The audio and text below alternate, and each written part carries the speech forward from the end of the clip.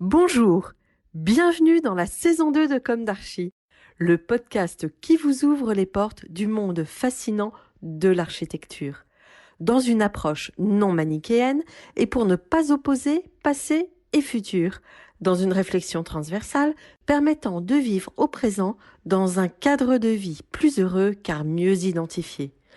Carpe diem. Je suis Anne-Charlotte, chroniqueuse du podcast, accompagnée de l'ingénierie son pour vous offrir le meilleur. Merci et heureuse de votre fidélité. Maintenant, place au talent.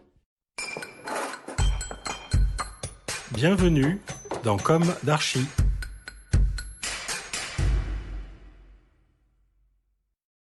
Chers auditeurs, ravis de vous retrouver aujourd'hui en compagnie d'Antonio Lazo. Bonjour. Bonjour. Et bienvenue dans Comme d'Archi. Vous êtes architecte et à la tête avec votre associé, Édouard Mur, de l'agence Lazo Mur. Votre agence d'architecture est basée à Montrouge. Vous m'avez sollicité pour intervenir dans Comme d'Archi et j'avoue que deux choses ont retenu mon attention lorsqu'avant de vous apporter réponse, j'ai regardé votre travail. Tout d'abord, sur votre site internet, vous exprimez affiché l'origine de votre désir d'architecture. J'interroge toujours les architectes sur ce point et ils ne sont pas tous prêts à en parler. Donc je trouve cela très positif de votre part, sincère et quelque part nécessaire. Rappelons que l'architecture est un métier de passion. Vous allez vous-même nous raconter dans quelques secondes comment est née cette passion. Deuxième chose, vous travaillez beaucoup sur des espaces hospitaliers dédiés à la psychiatrie. Et il me semble indispensable de pouvoir en parler. La psychiatrie reste un sujet tabou. Après des décennies de recherches menées par d'éminents spécialistes, médecins et autres, souvent publiés et accessibles, le sujet gêne encore. Alors que, pour ma part, la souffrance psychique et les sciences qui s'y rapportent devraient être au cœur de nos préoccupations. Vous intervenez aussi plus largement sur des projets de santé, bien sûr, mais aussi d'habitat, d'équipements scolaires ou autres. Enfin, vous estimez que la lumière est la matière première de l'œuvre architecturale. Alors, on va commencer par le début. Quel est votre parcours, celui de votre associé, si vous pouvez en parler, votre jeunesse, où s'est ancrée votre envie d'architecture? Quelles ont été vos études? Merci. Et notre parcours, si je parle, je regrette que Édouard Mur n'a pas pu être présent avec nous. Et si je devais faire quelque peu le point du sien, tout d'abord, Édouard est né en Île-de-France et il a mené une vie d'étudiant pour ce qui est de l'enseignement primaire tout à fait, on va dire, courante. Ensuite, pour ce qui est de l'enseignement lycée, c'était de l'internat puisqu'il a déménagé dans la région de Villers-Cotterêts. Donc il a été dans un internat à Soissons. Mais il a vécu dans sa famille. Son grand-père était un ingénieur qui a collaboré avec Eugène Freycinet, donc qui est un personnage emblématique puisqu'il est à l'origine du béton précontraint, un outil qui a grandement développé la plasticité donc des ouvrages en béton dans la première moitié du XXe siècle. Et donc si je pourrais dire en nom d'Édouard Mur, son envie d'architecture émane de cette atmosphère qu'il a pu vivre auprès de son grand-père. Quant à moi, c'est un petit peu différent. Je suis né à l'extrême occident, dans la périphérie de l'Occident, c'est le Chili. Où au Chili? Ou à Santiago du Chili. Tous les deux, nous sommes nés au début des années 60. Et il se trouve que là encore, c'est que l'envie d'architecture n'est pas forcément une conscience de ce qui est l'architecture. C'est déjà un privilège énorme de pouvoir entendre ses voix intérieures dans sa jeunesse. Dans mon cas, ce fut grâce à un ami très très proche, dont les parents c'était un couple d'architectes, et dont la maison, la maison de cet ami, était une maison qui était tout à fait une maison à l'image de l'architecture qu'on peut percevoir chez Frank Lloyd Wright, une maison d'ailleurs qui a été publiée, des Yellow Pisan en Santiago, une maison qui date des années 60, qui a été publiée à l'époque à l'architecture d'aujourd'hui. Et au-delà de ça, le fait d'aller dans une agence d'architecture, voir ses parents qui travaillaient dans une ambiance qui était bien plus conviviale et détendue que celle de mes parents à moi, qui étaient tous les deux professionnels, mais dans un domaine, mon père dans le domaine de la finance, et ma mère, qui était une experte en matières premières, donc qui travaillait pour le cuivre au Chili, c'était un autre environnement, un autre... Donc, les raisons pour lesquelles j'ai eu une certaine envie d'architecture étaient très loin de ce qui est la réalité du métier, mais c'en est une néanmoins qui m'a toujours accompagné, en quelque sorte, une approche un petit peu ludique du monde. Mmh. Ensuite, vous arrivez en France, comment? Pourquoi? Des raisons politiques, évidemment. C'était un monde, l'Amérique latine, dans les années 60-70, c'était un monde où les antagonismes idéologiques étaient très forts. Et donc, une société qui subissait une convulsion importante, eh bien, il y a eu un coup d'État au Chili assez important, c'est-à-dire important qui a marqué à jamais cette nation. C'était en 1973. Parti pour l'Argentine, il y eut la même chose quelques années après en Argentine, en 1976. Donc c'est à partir de là, je suis arrivé en France, suivant ma famille. Et donc je suis arrivé au collège, à la fin du collège. J'ai fait ensuite le lycée et après j'ai intégré, mais tout naturellement, parce que c'était cette envie primaire qui m'accompagnait depuis mon enfance, et l'école d'architecture de Paris-Belleville. Mmh. Quel périple! Vos parents ont dû, souffrir un peu de cette Oui, période? oui, oui, Ouais. bien sûr, Et vous aussi? bien sûr. Vous aviez des frères et sœurs? Bien Ouais. sûr, oui, Ouais. oui, oui, oui, oui. Bah, bravo déjà pour cette première étape. Et alors, je crois que vous vous êtes liés d'amitié avec votre associé lors d'un match de foot France-Brésil, c'est ça? Oui, encore là, la résonance sud-américaine et la française. C'est-à-dire qu'il y a beaucoup de connivences de toutes sortes se croisent et s'entremêlent dans une école d'architecture. Beaucoup d'amitiés naissent dans une école d'architecture. Qu'est-ce qui a fait qu'Édouard Mur et moi-même, nous nous sommes liés d'une amitié qui dépasse l'ordinaire? Difficile à dire. En tout cas, nous nous sommes détectés avec beaucoup de sympathie, beaucoup d'empathie lors d'un match donc France-Brésil. C'était la Coupe du Monde de 1986, match qui était retransmis sur un grand écran à l'école d'architecture. Et donc, peut-être que ma ferveur pour le Brésil et la sienne pour la France nous a, nous a permis de nous remarquer mutuellement et de sympathiser. Et de cette amitié est née une collaboration qui s'est, comme cela se fait habituellement, il me semble encore aujourd'hui, c'est-à-dire que vous êtes étudiant, vous travaillez, vous avez le choix de travailler en agence d'architecture l'été ou pendant les vacances scolaires, si je puis dire, mais aussi peut-être accéder à la commande d'un parent, d'un membre de la famille qui peut vous demander de réaménager un loft, un appartement. Et ce fut cette deuxième cas de figure qui nous a permis d'avancer ensemble, et notamment la toute première collaboration, on était, je pense, en 5e ou 4e année. C'était l'extension d'une maison dans le 15e arrondissement, de la maison d'un peintre, Tisblatt, qui est décédé maintenant. Et nous avons, là, pour la première fois, rodé notre approche. Nous nous sommes connus davantage en improvisant, en fait, en improvisant l'acte de bâtir, qui était, pour l'instant, ce n'était qu'une théorie, une approche, une envie. Là, c'était se confronter à la réalité, exercice qui nous a confortés ensemble dans cet échange commun. Et nous avons poursuivi là par quelque chose de beaucoup plus porteur dans notre histoire, dans notre carrière. Ce fut la maison de son oncle à Paris 15e, rue Santos-Dumont. Donc un terrain de 12 mètres de profondeur par 5 mètres 60, me semble-t-il, de large.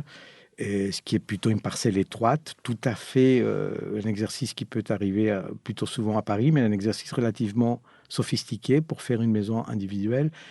Une maison individuelle qui plus est avait une écriture, une grammaire qui était plutôt sophistiquée. Et cette maison nous a, encore une fois là, pour le coup, consolidé dans notre envie d'avancer, voilà, de collaborer. Et elle s'est vue aussi couronnée par un certain nombre de succès à l'époque, ce qui nous a évidemment stimulés. Et vous aviez eu l'occasion avant de travailler en agence? Dans d'autres agences? Mais chacun de son côté, bien sûr. Ouais. Bien sûr. Mais finalement, en sortant de l'école, vous étiez associés et vous...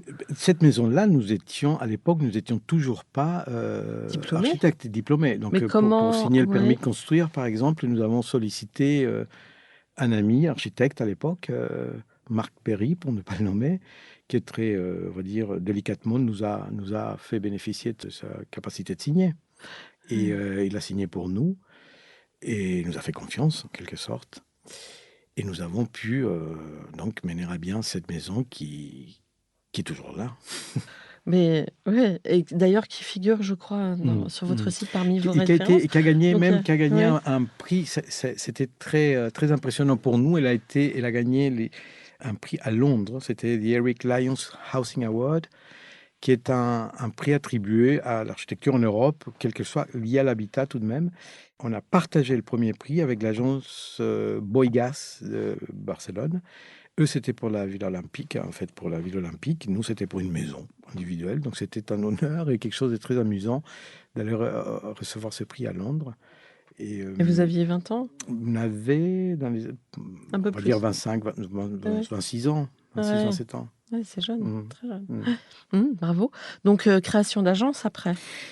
Voilà, automatiquement, d'une manière naturellement, nous nous sommes mis à travailler ensemble, mais plutôt dans l'esprit aussi avec d'autres copains étudiants à l'époque de l'école, c'était nous stimuler tous à passer notre diplôme. Puisqu'une fois que vous commencez un exercice professionnel, vous avez du mal à enclencher la dynamique de la finalisation des études.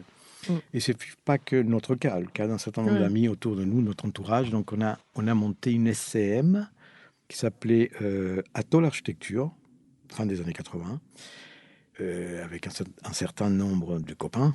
Et de cet SCM-là, ensuite, on a commencé à produire, on a passé notre diplôme, on a aidé d'autres diplômes, d'autres étudiants de l'époque, camarades d'école, nous ont aidés à finaliser notre projet de diplôme aussi. Et enfin, nous avons, une fois diplômés, on était déjà dans une dynamique, on allait travailler en agence, mais on maintenait un pied dans une structure qui était la nôtre. D'accord. Et vous aviez travaillé dans des grosses agences, vous avez appris aussi au contact de maîtres, entre guillemets? Quels sont-ils? Parce que vous étiez à Belleville tous les deux, c'est l'école de Siriani, entre guillemets. Donc, de quelle manière tout ça je pense fabriqué? Je crois qu'il est important pour tout étudiant, quel qu'il soit, et dans n'importe quelle étape de son cursus, il est important qu'une rencontre se produise. Au-delà de ce que Henri Siriani peut véhiculer comme débat en termes d'écriture architecturale ou de pensée architecturale, il est indéniable que pour les étudiants que nous étions, et pour tous les étudiants qui l'ont côtoyé, c'était une rencontre. Donc il y avait effectivement cette aura et cette pédagogie qui était fondamentale et qui était extrêmement solide, extrêmement structurante aussi, dont on a tous retiré vraiment les outils, les instruments pour pouvoir produire une architecture qui soit justifiée, c'est-à-dire réfléchie dans le sens où rien n'est laissé au hasard. Voilà, laissé au hasard, où ce n'est pas un geste spontané ou gratuit. C'est une réflexion qui appelle chaque centimètre carré est une conquête. Une conquête réfléchie. Donc ça a été pour nous une rencontre qui nous a aussi consolidés dans un vocabulaire commun. Vous dire que l'agence d'architecture a été très marquée aussi parce que la plupart de nos anciens collaborateurs, quand je dis anciens, ils sont toujours là. Mais j'ai envie de dire, le canal le plus ancien de nos collaborateurs au sein de l'agence, ce sont des ex-étudiants de Paris-Belleville, aussi de l'ère Sérenie, la fin de l'ère Sérenie. Nous étions à l'âge d'or, si je puis dire, des années 80. Après, l'époque a changé et le monde évolue, les modes de vie évoluent, la technicité évolue, l'industrie du bâtiment évolue et il a été important pour nous aussi de pouvoir approcher l'architecture, pouvoir nous séparer du strict référentiel pour pouvoir procéder à une écriture qui est la vôtre, qui est la nôtre aujourd'hui, bien sûr. Vous êtes passé aussi donc par des agences à l'extérieur.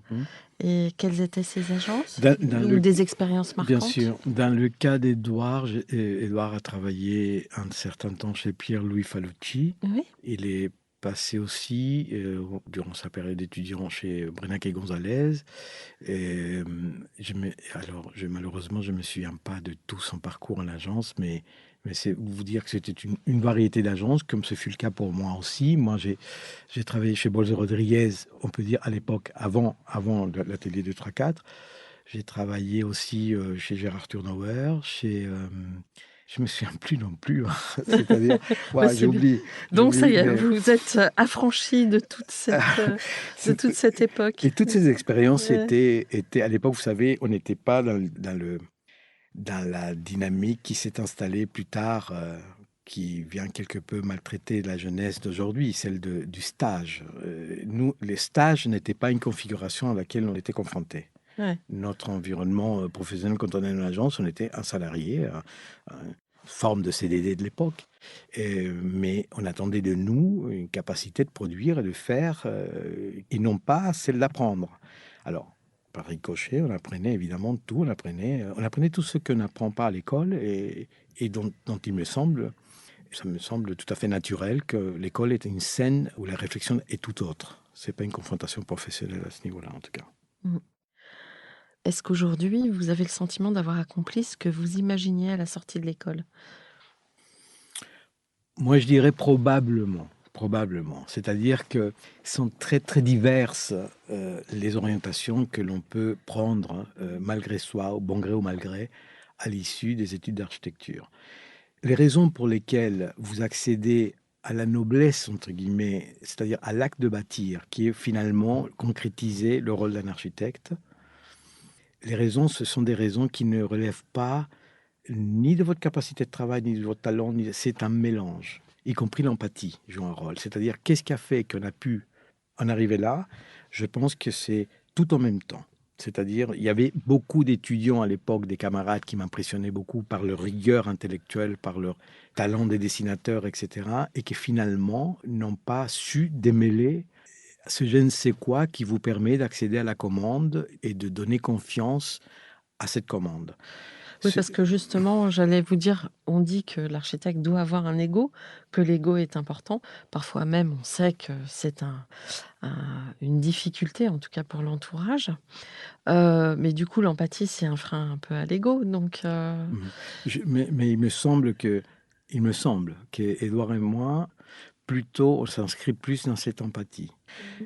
Je crois que le narcissisme est un ennemi de Ouais, l'architecte, un ennemi silencieux, et non seulement de l'architecte, de l'enseignant d'architecture, de la transmission. C'est difficile de penser un projet comme une approche qui tendrait à dire qu'on a un règlement de compte personnel avec, soit avec le métier, soit avec l'architecture, soit avec soi-même, soit non. Je pense qu'on ne peut pas faire une architecture qui plus est publique si on ne pense pas à l'autre mmh, et aux difficultés de l'exploitation, toutes les difficultés, y compris quand on bâtit. Si on ne connaît pas les difficultés d'une entreprise, on ne saura pas. On ne saura pas mener à bien une opération. oui. Alors maintenant, on va parler de vos projets. Pouvez-vous nous raconter l'histoire? Vous m'expliquiez que vous étiez plus, vous, sur une logique de programme. Peut-être que vous pouvez commencer à raconter un petit peu la logique qui vous a amené à tout ça, et puis après rentrer dans ce programme de l'unité psychiatrique, et pour finir, passer en revue vos autres références, parce que vous faites de l'habitat, de l'enseignement, et puis j'ai vu que vous aviez une école de danse. Voilà. Les quelques éléments que vous donnez là de notre parcours s'inscrivent dans une logique en France qui est celle de vous spécialiser malgré vous. Mmh. Quand vous accédez à la commande publique, si vous accédez par le biais d'une crèche, eh bien, il est fort probable que tout le long de votre vie d'architecte, vous construisiez des crèches et surtout des crèches. Oui, parce que dans les appels d'offres, on demande les fameuses références, et on rentre dans une Voilà. espèce de logique de la référence, c'est ça? Voilà. Logiquement, Ouais. l'investissement public a cette tendance légitime de s'entourer des spécialistes. Mmh. Et il se trouve que nous, par un concours de circonstances, on a été invités dans la fin des années 90 à un concours de 2 unités psychiatriques pour le PS Villévra. Au préalable, on avait déjà réalisé une médiathèque et on avait perdu un concours en association avec l'agence d'architecture Renault-Vignon, ou Vignon-Renault, d'une RPA, une résidence pour personnes âgées. On l'avait perdu, c'était à la ville de Mont. Et donc, on a été invité pour un concours qu'on a perdu, donc pour Villévrard, mais on avait déjà 2 références hospitalières. Cette résidence pour personnes âgées à Mont et Villévrard. 2 concours perdus et on avait un concours culturel gagné.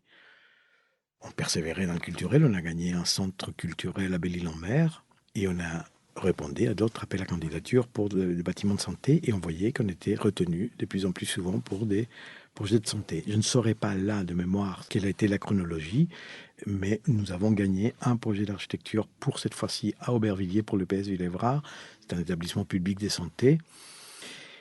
Nous avons simplement, comme qui dirait, croqué un programme. C'est-à-dire, on n'avait aucune idée de ce que c'était que la psychiatrie à ce moment-là, encore moins la psychiatrie dans le domaine de l'architecture. Et nous étions aussi des très jeunes architectes. Donc, nous avons fait de notre mieux avec tout cet éveil duquel nous pouvons disposer quand on ignore que justement, quand on n'est pas spécialiste, on apporte une réflexion très vigilante. Et il y avait un hôpital de jour en pédopsychiatrie et un hôpital adulte. Ce projet a été très bien mené, me semble-t-il, ce qui nous a permis donc de persévérer dans cette démarche, on va dire, du médico-social, la psychiatrie et aussi le troisième âge, tout ce qui est gériatrie. Et sans nous rendre compte à l'époque que ceci nous enfermait peut-être dans un domaine, sans nous rendre compte que peut-être, comme c'est le cas aujourd'hui, 80%, 90% de notre production est liée à ça. Nous nous en portons très bien, nous en sommes très heureux. Parce que vous avez de projets importants. Bien sûr, non, c'est quelque chose que nous réconforte aussi, mais il est évident que c'est, j'ai envie de dire, de passer le message aux jeunes générations. Il faut éviter de s'enfermer. Et le plus de programmes on touche, le mieux c'est. Le mieux c'est pour les projets eux-mêmes. Mais à partir de là, oui, on a continué à gagner des concours en médico-social. On a mené quelques projets culturels. Vous évoquiez à l'instant une école de musique et de danse, c'est à Trappes. C'est une très belle expérience. Là, le domaine du corps libre et lancé, le domaine de la musique, l'univers sonore. Et c'est la beauté de l'architecture. Je me souviens très bien quand en menant à bien je crois que nous étions en chantier de cette école de musique et de danse et on avait en parallèle un concours d'un centre pour enfants handicapés, mais handicapés moteurs. Et passer d'un site où vous êtes en train justement d'évoquer l'expression du corps dans sa dimension la plus sublime, hein, et arriver dans un lieu à observer, à visiter un hôpital d'enfants handicapés moteurs où leur relation au monde, au-delà des yeux, de la tête, des sens, eh bien, mais d'un point de vue moteur, c'était le pouce et l'index sur une sorte des brancards automatisés. Et c'était très impressionnant. Mais ce qui était le plus beau, c'était de voir ces enfants qui finalement faisaient des courses. Oui. Des courses dans les couloirs, etc. C'est-à-dire que l'enfance prédomine. Mais c'est ça la beauté de l'architecture, c'est que tous les domaines de la vie en font partie. Et dans notre pratique, à Édouard et moi, nous sommes dans des domaines de la vie qui sont parfois au crépuscule de la vie, comme c'est le cas de la gériatrie, ou bien dans une sorte de parenthèse ou d'expression des refus de la vie telle qu'elle est, comme c'est le cas de la psychiatrie, de la souffrance psychique. Ouais. Alors justement, de quelle manière l'architecte arrive à s'emparer d'un cahier des charges? Enfin, comment dans l'espace se traduit ce lieu qui se doit d'être résilient, ou apaisant? J'ai vu que le mot apaisant était très présent sur votre site. En tout cas, je l'ai retrouvé plusieurs fois. Nous avons tous besoin d'être apaisés à différents niveaux.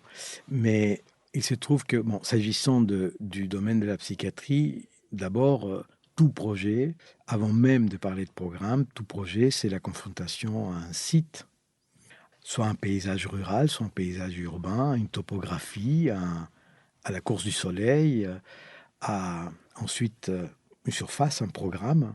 Donc ça, ce sont des préalables qui concernent tout projet.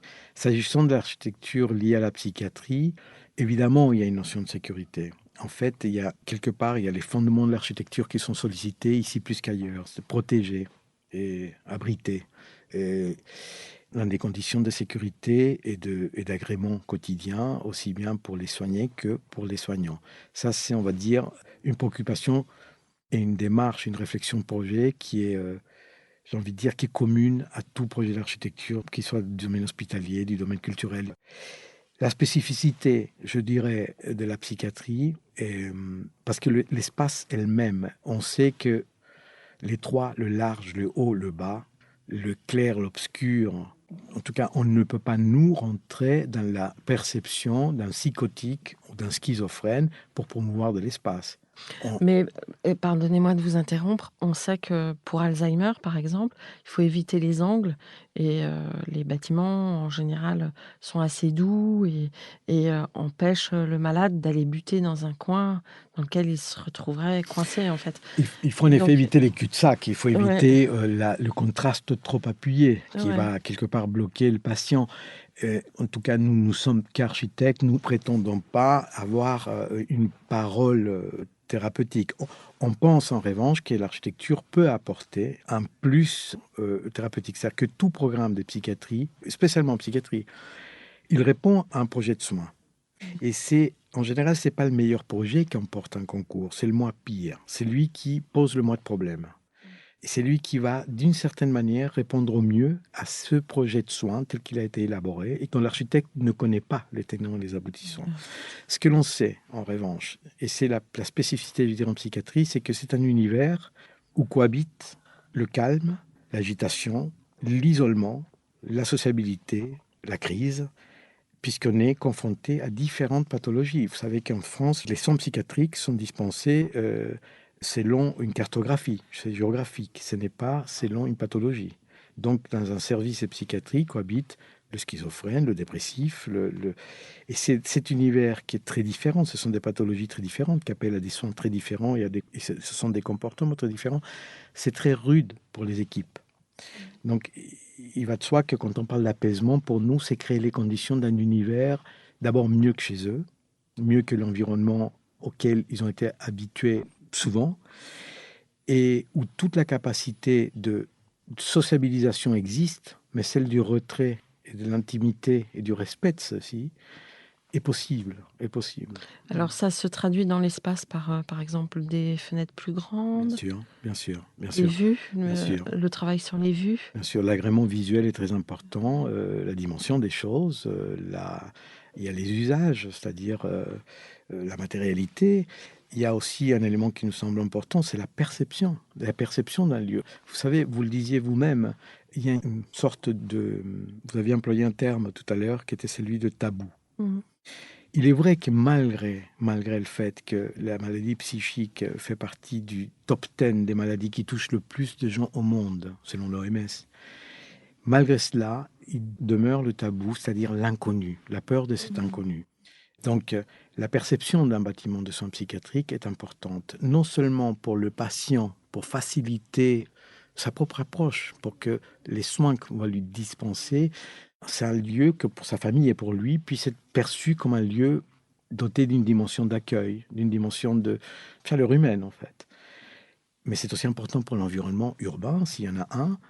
Les gens se rendent compte qu'un bâtiment psychiatrique, finalement, c'est pas ces grands dinosaures du 19e siècle, des rayures enceintes avec un grand portail et on ne sait pas ce qui s'y passe. Là, ce sont Oui. Oui, ou la frontière entre la prison et la psychiatrie, bien sûr, qui est, on va dire, tout dépend de quelle psychiatrie nous parlons, de quel type de ouais. soins, mais on est plutôt dans le domaine de la santé, de l'hôpital ou de l'hôtelier, qui est celui d'une prison. En revanche, on a gagné récemment un projet à Villejuif pour le centre hospitalier Paul Giroux. C'est un USIRP, unité des soins intensifs pour des patients difficiles. C'est-à-dire que c'est au-delà de l'UMD. L'UMD, vous avez la psychiatrie adulte habituelle. Ensuite, vous avez les unités de malades difficiles. Et l'USIRP, c'est ce que les unités de malades difficiles ne peuvent pas traiter ni contenir. Donc là, on est dans un domaine qui frôle vraiment l'univers de la prison. Donc là, ça sollicite chez nous une sorte de contraction par rapport à notre élan habituel de promouvoir une spatialité. Là, on est dans quelque chose de beaucoup plus sécuritaire. Mais là encore, l'architecture peut apporter douceur, peut apporter un carré de ciel, peut apporter une matérialité, on va dire, accueillante. Vous parliez de l'acoustique tout à l'heure, l'environnement sonore est essentiel aussi. C'est-à-dire que on a malgré tout une panoplie d'outils. Et à Villejuif, le site n'est pas trop contraint parce que travailler sur les vues et cetera sur, Villejuif, c'est quand même, Alors, c'est au sein du centre hospitalier, ah mais d'accord. malgré cela, les vues, elles ne peuvent pas être Bah oui. directes. Ah oui. Il peut pas y avoir une relation extérieure-intérieure habituelle. C'est-à-dire, on ne peut pas voir un patient dans une unité comme celle-ci, il ne peut pas être vu et il ne peut pas voir non plus à Il peut l'extérieur pas pour des voir. raisons de sécurité. Ouais. il ne peut pas atteindre le lieu qu'il voit. Donc, ce n'est pas Oui, un oui. environnement. Il faut pas, on ne peut pas le stimuler avec l'environnement de l'espace public. Et de la même manière qu'il ne s'agit pas non plus de donner à voir cette souffrance. Oui, non, mais c'est vrai. Et en dernier lieu, la psychiatrie, malheureusement, est aussi un lieu qui concentre une certaine dynamique qui est difficile. Vous savez, vous construisez une unité de soins psychiatriques en milieu urbain, c'est le lieu où approchent tous les dealers du coin. Ce sont des environnements sociétaux qui peinent. Ouais, donc en fait, vous travaillez aussi sur les porosités, mais du coup, dans le sens inverse. Oui, oui, Ouais, bien sûr. ouais. Mm. Quel travail, hein. Mm. Est-ce qu'il vous arrive de discuter avec les médecins? Bien sûr, aussi souvent que possible. Oui, Aussi souvent que possible. Et on apprend des choses. On apprend ouais. ça, il nous enseigne. Vous savez, l'architecte, il a une certaine difficulté à percevoir la difficulté de celui qui est non architecte pour comprendre un plan. Tout à fait. Donc, un projet, quand je disais tout à l'heure, c'est le moins pire, dans cette phrase-là, celle-ci englobe aussi ce quiproquo, cette incompréhension. On a Ouais. cru que, et bien, c'était pas ça. Enfin, donc, il y a ce qu'on appelle une mise au point de l'esquisse, il y a des phases d'études, un avant-projet sommaire, enfin, un certain nombre d'éléments qui, c'est pour mettre en musique, c'est pour rendre convergent un projet qui, de toute façon, est un outil de soin, qui n'est pas, encore une fois, l'œuvre architecturale où il n'y a pas lieu du narcissisme de l'architecte. Donc, c'est vraiment au service de cet outil qui va apporter un bien-être à ceux qui souffrent. Mm. Là, la parole du médecin est importante. Il y a souvent, dans le milieu hospitalier, il y a des conflits entre les directions économiques et administratives de l'hôpital et les médecins, puisque, on va dire, la raison thérapeutique l'emporte sur tous les domaines. Et parfois, c'est difficile pour les investisseurs dans le milieu hospitalier, pour les services économiques, de faire face à toutes ces... Donc, parfois, on ne nous donne pas l'accès. Mais quand on nous donne l'accès, c'est bénéfique. C'est évidemment bénéfique pour le projet. Et alors, dans ce projet-là, sur lequel vous travaillez à Villejuif, comment apporter de l'humanité dans finalement un lieu qui doit enfermer? On va dire plus que l'enfermement, on va parler plutôt de la protection. Ben Évidemment, oui. évidemment, c'est protéger les autres et protéger ses patients d'eux-mêmes. Mais évidemment, personne ne souhaite avoir un parent ou un être cher dans une situation semblable. Là, on arrive aux limites de l'architecture, c'est-à-dire que contenir, protéger, mais ne pas enfermer. Or là, il n'y a pas de liberté d'aller et de venir. Ceci, c'est le projet de soins dont on parle, et ceci échappe à l'architecture. Donc humaniser, oui, mais sans jamais contraindre ou passer outre le projet de soins, parce que là, on est franchement dans une expression assez extrême de la souffrance psychique. C'est vous dire que l'intimité que nous on requiert, vous savez, une psychiatrie, la mixité des genres, hommes-femmes, ils cohabitent. Dans un bâtiment comme celui-ci, vous avez des oculus pour surveiller la chambre, surveiller la salle de bain, pour tout surveiller. Un patient n'est jamais seul. Donc c'est le domaine là où l'architecture ne peut plus faire, si ce n'est, comme je vous le disais tout à l'heure, promouvoir un environnement. Oui. Un environnement physique, un environnement sonore, un environnement en polychromie, de texture, de matérialité, de proportion, de dimension des choses.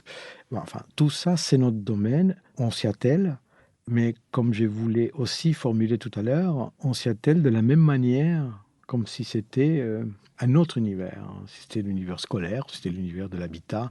On a un cahier de charge, une chambre fait 16 mètres carrés, eh bien, on va faire en 16 mètres carrés, salle de bain comprise, on va faire, même si tout est béton, même si le lit est scellé au sol, parce que c'est le cas, et accessible des quatre côtés, eh bien, on va positionner le lit de la meilleure manière possible pour que ça soit simple pour les équipes soignantes d'intervenir, mais que ça soit relativement confortable dans sa relation à la fenêtre, dans sa relation au ciel, relativement confortable pour le patient. Voilà, c'est fort intéressant, en tout cas. Je pense qu'il faut, ce sont des choses dont il faut parler. Et, Bien sûr, bien sûr. et est-ce que vous estimez que vous avez pu faire progresser ces espaces-là? Des marges de progression dans le domaine de la santé, c'est difficile là, comme question. Est-ce que les matières, est-ce que le choix qu'on peut avoir aujourd'hui dans différentes matières, Mmh. C'est- Oui, c'est l'expérience en fait, un architecte se cultive de manière permanente. Se cultive par rapport à l'industrie du Mm. bâtiment. Se cultive par rapport donc aux matériaux, aux différentes possibilités qui s'offrent à lui pour concevoir. Puisqu'on n'est pas limité en la matière. Aucune équipe soignante va nous interdire telle ou telle disposition, si les dispositions prévues en matérialité, en dessin, en design, en fait, s'ils ne viennent pas contredire leurs exigences de sécurité, encore une fois, sécurité pour les patients et pour eux-mêmes. Mais il y a le combat avec les protocoles d'entretien des bâtiments publics, c'est-à-dire que les services d'entretien, les directions techniques sont souvent omniprésentes et ont une forte tendance à orienter le dessin et orienter le projet. Donc là-dessus, si on peut passer ce message-là aux futures générations, il faut se battre. Nous, on a plus de bagages pour le faire. Un jeune architecte, il peut avoir plus de difficultés. Il faut savoir qu'un bâtiment, c'est pour toujours. Il ne peut pas obéir aux seuls critères de la facilité d'entretien. Quand bien même, c'est très important parce qu'un bâtiment qui Bien n'est sûr. pas entretenu, c'est un bâtiment qui se dégrade et qui devient triste à constater, quoi. Un bâtiment qui, finalement, l'objectif n'est pas atteint dans le temps, dans la pérennité. Donc, c'est très important de bien concevoir, de dessiner simple, de dessiner sobre, de dessiner juste. Il faut inscrire le bâtiment, comme je le disais, dans la pérennité, mais ceci ne peut pas obéir strictement aux angoisses, entre guillemets, des équipes d'entretien, qui, le plus facile en entretien, c'est-à-dire le moins de temps ça promue, le mieux on se porte, et bien non, pour nous, c'est le patient qui compte, en quelque sorte. C'est le lieu de vie. Mm. Donc en fait, il faut, pour concevoir des unités psychiatriques, il faut être très empathique et savoir se battre énormément. Il faut savoir se battre. Empathique, ça va de soi, mais il faut être à l'écoute. Il faut Ouais. être à l'écoute. De toute façon, il faut être très attentif. Je dirais que si on ne sait pas entendre ce que nous demande, on ne formulera pas la réponse adéquate. Mm. Et donc, l'écoute est très, très importante. Très importante. Bon. Alors, vous œuvrez aussi dans le domaine de l'habitat, avec Mhm. des programmes qui sont quand même relativement importants. Si on a évoqué tout à l'heure qu'un bon pourcentage de la production de l'agence, c'est la santé, le reste, et le reste, c'est 20 à 30% de la production, c'est évidemment culture, habitat et scolaire. Et l'habitat, c'est pas ce qui caractérise le plus l'agence. Donc, Mhm. on a quelques projets, notamment actuellement, là, on a un bâtiment de logement à Thiers, en cours de chantier, qui est en conception-réalisation. Ce Mais qui sont est des... relativement important. Oui, oui, oui, Mhm. oui, oui, c'est Mhm. un nombre important de logements. C'est un autre univers, c'est un univers très contraint économiquement, quand même la santé est contrainte économiquement. Là, quand on rentre dans l'habitat social qui plus est, l'habitat, Ouais. c'est un sujet encore plus délicat, où il faut une gymnastique. Le mètre carré est égal Ouais. bien, c'est un calcul qui est lapidaire. Et Est-ce- vous avez une question peut-être par rapport à ça, à l'habitat En fait, est-ce que votre travail sur la santé nourrit, enrichit les programmes d'habitat que Oui, vous... oui, puisqu'il y a des questions, puisqu'il s'agit de lieux de vie, malgré tout, et des vies Mhm. quotidiennes, et des gestes quotidiens de la vie.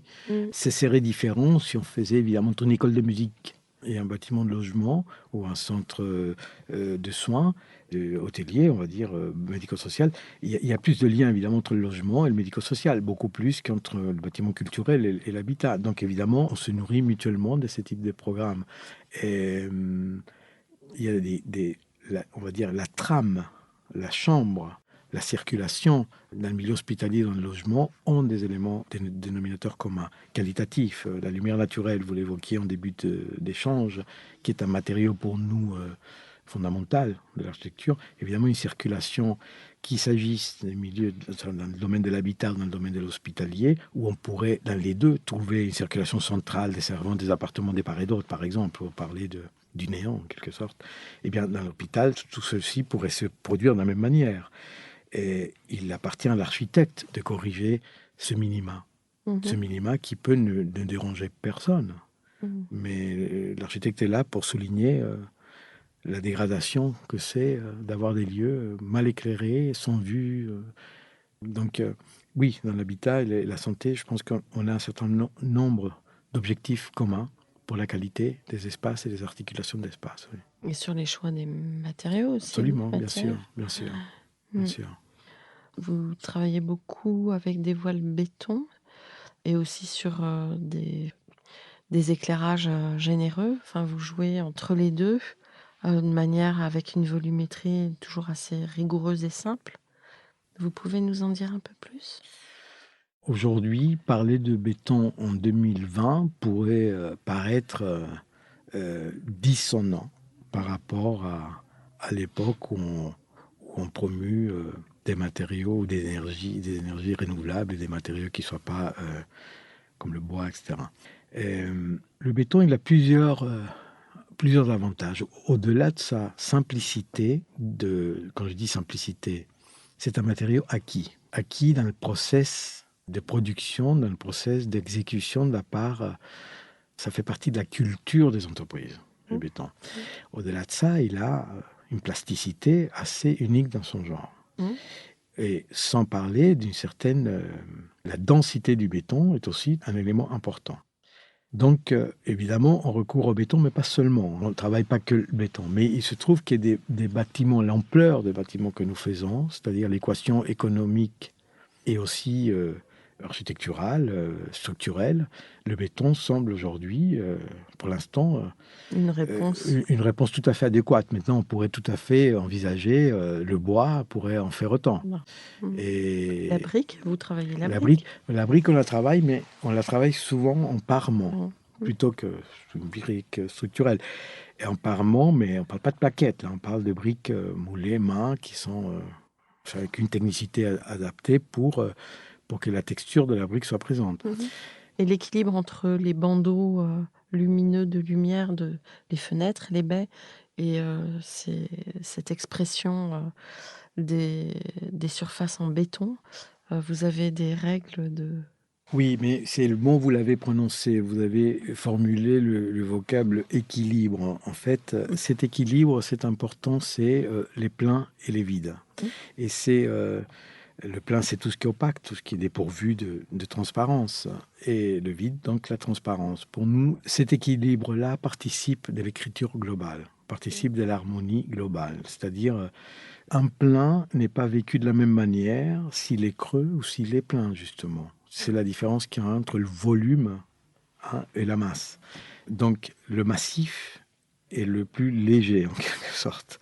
Donc, on travaille beaucoup ça. Maintenant, on pourrait dire que c'est un équilibre formel, mais en même temps, c'est un travail assez poussé pour que ces ouvertures qui apportent à l'harmonie formelle puissent être convenablement situées et stratégiquement bien situées dans le dispositif fonctionnel d'un bâtiment. Au-delà de la chambre, mais même dans la chambre, la position d'une fenêtre est importante. Et vous le disiez aussi tout à l'heure, vous parliez de la dimension. La dimension ne peut pas se contenter d'obéir aux critères de facteurs de lumière de jour, qui sont des facteurs environnementaux importants aujourd'hui, mais c'est la position de la relation visuelle qui a un patient depuis le lit. Et la position qui a non seulement un patient depuis son lit vers l'extérieur, mais aussi de n'importe lequel d'entre nous depuis son lit dans sa chambre. Donc c'est l'ensemble, c'est la volonté qualitative de l'habitat ou de l'environnement, l'usage en fait, mais c'est aussi ça en écho avec une écriture architecturale où il y a un équilibre formel et une plasticité qui nous intéresse. Et qui dit plasticité, c'est ensuite conforté par une matérialité dédiée. Comment est composée votre équipe et quelle est votre organisation à l'intérieur de l'agence, suivant les compétences, etc. Alors, nous sommes une agence d'une quinzaine de personnes. On oscille entre 15 et 18 personnes. Et nous avons, Édouard et moi, nous sommes co-gérants de cette agence. Et nous avons une direction administrative. Et ensuite, on a un plateau où l'équipe d'architectes sévit. Et alors, il y a ceux qui nous accompagnent depuis un bon nombre d'années. Et sur les 15, 16 architectes, il y en a 6 ou 7 qui sont là depuis, quand je dis nombre d'années, on parle des décades, c'est-à-dire 10, 20, 15 ans. Ce sont les piliers de l'agence. Les piliers de l'agence. Il y en a des plus jeunes, arrivés depuis 10, 15 ans, 10 ans, Mais ce sont ceux qui ont acquis la culture de l'agence, ceux qui l'ont depuis le début, parce qu'ils sont là depuis le début, mais il y a ceux qui ont acquis cette culture de l'agence, qui distillent aujourd'hui le propos aux plus jeunes.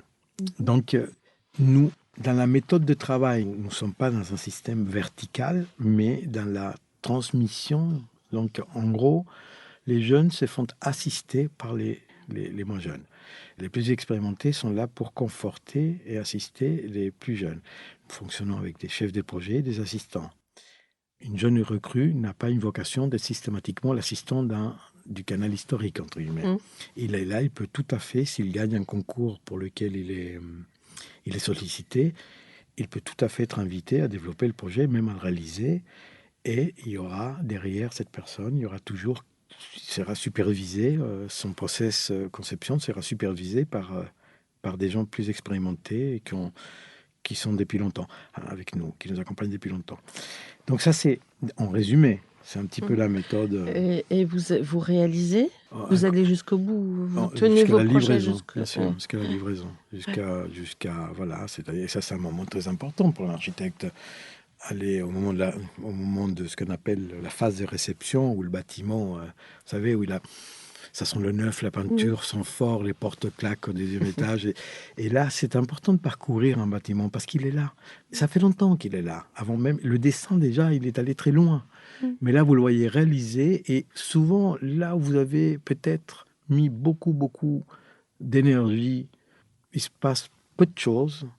Et parfois, des endroits qui vous semblent avoir été un peu, où vous avez été peut-être un peu négligent, là, le bâtiment vous fait un clin d'œil. C'est dire qu'il y a un dialogue très, j'ai envie de dire, très sensible, très, très joli, très profond, très indicible entre l'architecte et son œuvre, en fait.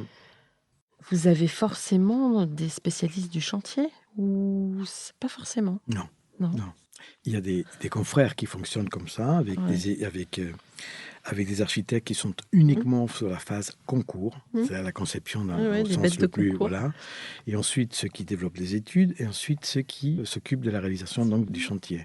Nous, on n'a jamais fonctionné comme ça. Vous êtes interchangeables. On est tout à fait interchangeables. Il y en a qui ont plus d'expérience que d'autres, à force d'eux. Et il y en a d'autres qui... Mais bon, tout le monde est passé par là. Quelqu'un, et c'est ce qui stimule la plupart de nos collaborateurs, en tout cas des nouveaux arrivants, les jeunes arrivants, c'est l'idée de pouvoir développer un projet jusqu'au bout. Où ils s'approprient, ils parlent de leur projet.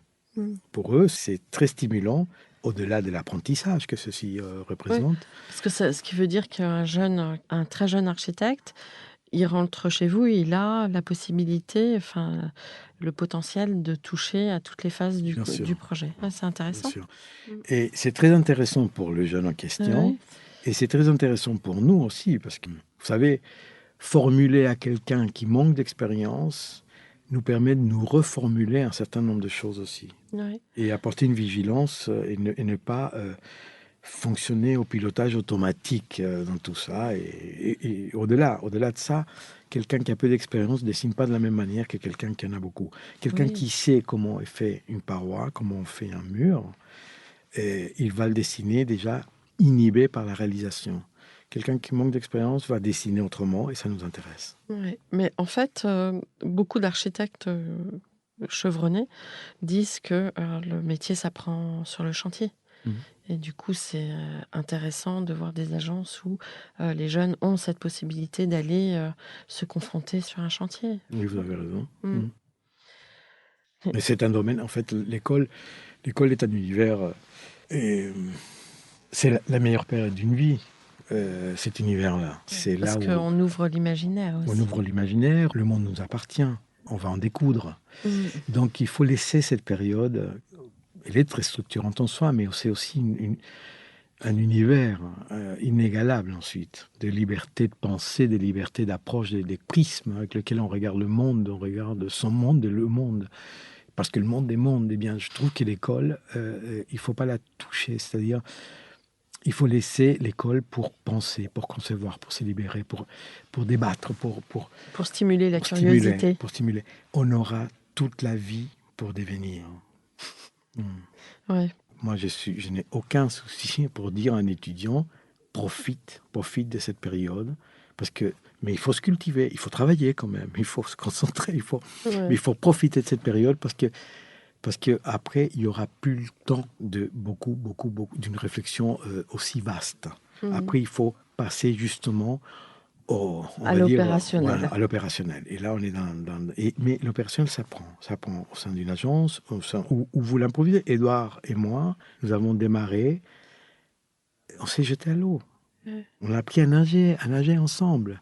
Euh, Mais vous on s'est croyez donné- qu'aujourd'hui, vous imaginez de commencer par une maison à Paris? C'est quand même Bah, extrêmement rare. bah, c'est rare parce que cette commande-là est rare. Ouais. Parce que la commande est devenue peut-être rare.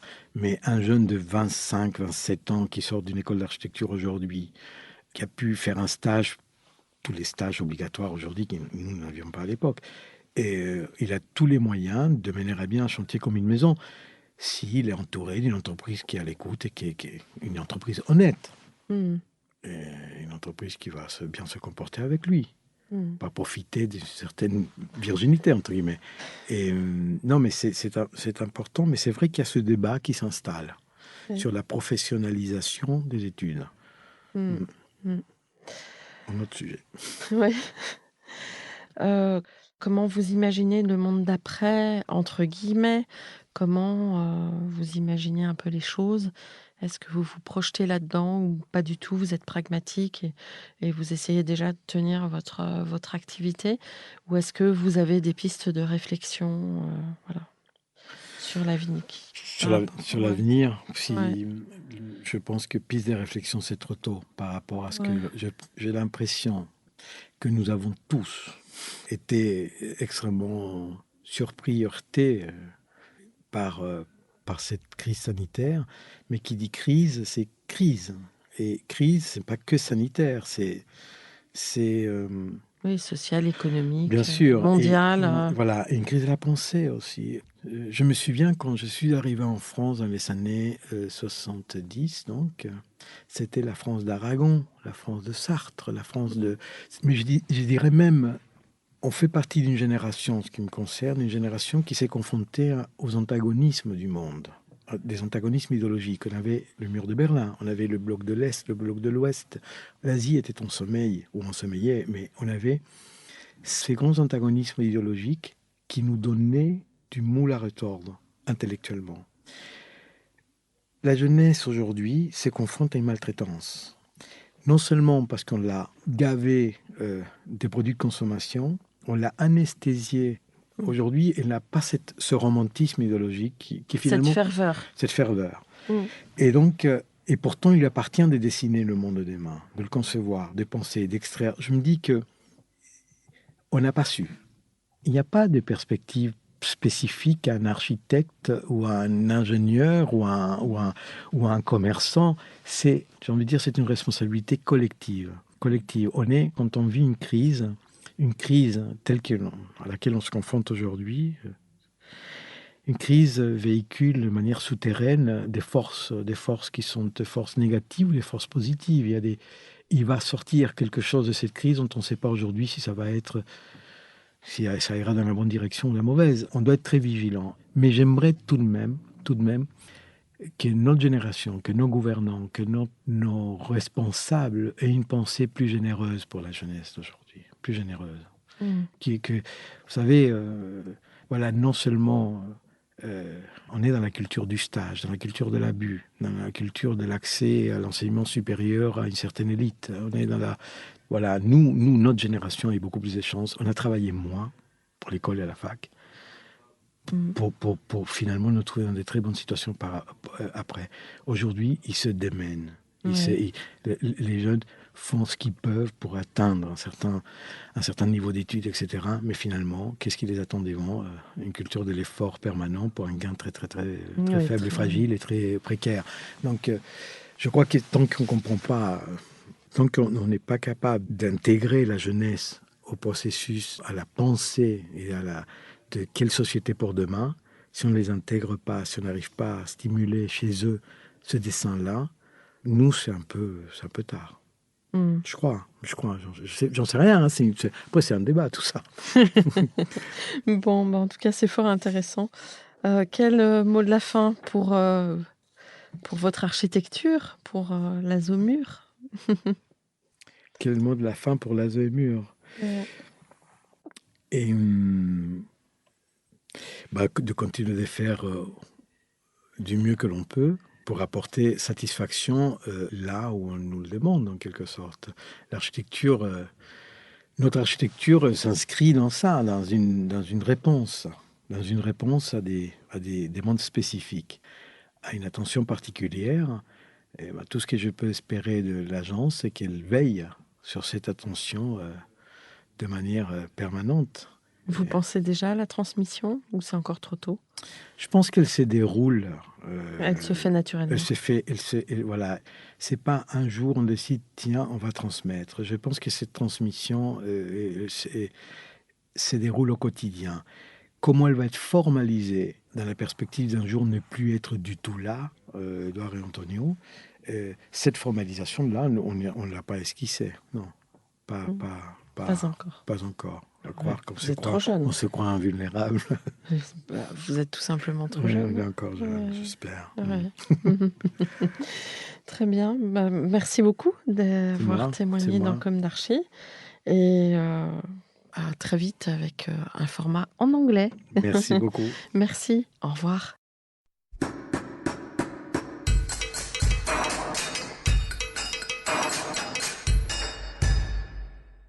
Chers auditeurs, merci pour votre écoute. N'oubliez pas de retrouver nos sujets en avant-première sur Instagram à l'adresse Comme d'Archi Podcast, COMDARCHI Podcast. Si vous aimez ce podcast, favorisez sa diffusion en lui donnant 5 étoiles sur Apple Podcast, plus un petit commentaire, ou sur votre plateforme de podcast favorite. Et surtout, abonnez-vous pour écouter tous nos épisodes gratuitement. À bientôt, et d'ici là, prenez soin de vous.